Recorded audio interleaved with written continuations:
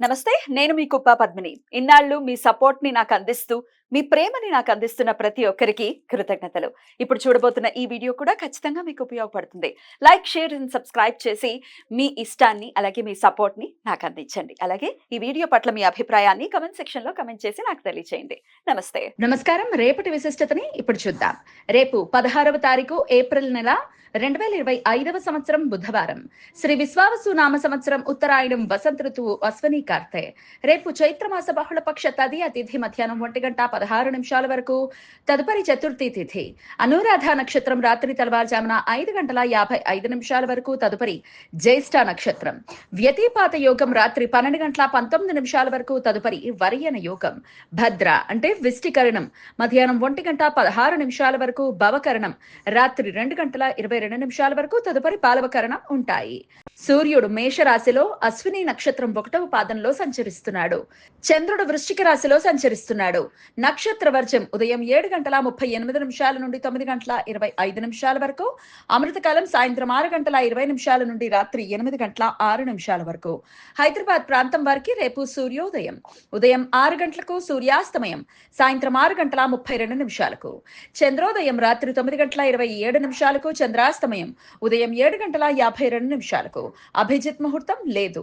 దుర్ముహూర్తం పగలు 11:51 నుండి మధ్యాహ్నం 12:41 వరకు. రాహుకాలం మధ్యాహ్నం 12:16 నుండి 1:50 వరకు. గుళిక కాలం ఉదయం 10:42 నుండి మధ్యాహ్నం 12:16 వరకు. యమగండం ఉదయం 7:34 నుండి 9:08 వరకు. రేపు వికట సంకష్టహర చతుర్థి. చైత్రమాస బహుళపక్ష చతుర్థి తిథి రోజును వికట సంకష్టహర చతుర్థి అని పిలుస్తారు. భక్తులు తాము ఎదుర్కొంటున్న అన్ని రకాల ఇబ్బందులు అధిగమించటానికి రేపు ఉపవాసముండి మట్టి వినాయక ప్రతిమను బియ్యపు పిండితో వేసిన గణపతి యంత్రం మీద ప్రతిష్ఠించి షోడశోపచార పూజలు చేస్తారు. బుధవారం అనురాధ నక్షత్ర కలయిక ఉండటం చేత రేపు సర్వార్థ సిద్ధి యోగం, అమృత సిద్ధి యోగాలు సూర్యోదయం నుండి రేపు రాత్రి తెల్లవారుజామున 5:55 వరకు ఉంటాయి. ఈ సమయంలో నూతన వ్యాపార ప్రయత్నాలు చేయడానికి, కొత్త పనులు మొదలు పెట్టడానికి, చిన్న చిన్న అనారోగ్య సమస్యలకు వైద్యులను సంప్రదించడానికి, నూతన ఔషధాలు వాడటం మొదలు పెట్టడానికి అనుకూలం. ఏకార్గళ దోషం ఇవాళ రాత్రి 3:10 నుండి రేపు రాత్రి 12:19 వరకు ఉంటుంది. వ్యతిపాత యోగం జరుగుతున్న సమయంలో రవి అశ్విని నక్షత్రంలోనూ, చంద్రుడు అనురాధ నక్షత్ర సంచారం చేస్తున్నప్పుడు ఈ దోషం ఏర్పడుతుంది. ఈ సమయంలో శుభకార్యాలు చేయటానికి అనుకూలం కాదు.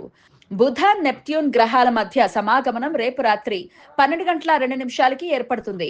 ఉత్తరాభాద్ర నక్షత్రం 1వ పాదం మీనరాశిలో సంచరిస్తున్న ఈ 2 గ్రహాలు ఒకే 4 నిమిషాల ఉత్తర ఆరోహణ క్రమంలో సంచరిస్తుండగా, నెప్ట్యూన్ గ్రహానికి 41 నిమిషాల కోణ స్థితిలో దక్షిణ దిశలో బుధ గ్రహం చేరువవుతుంది. ఈ 2 గ్రహాలు రేపు మన కంటికి కనపడవు.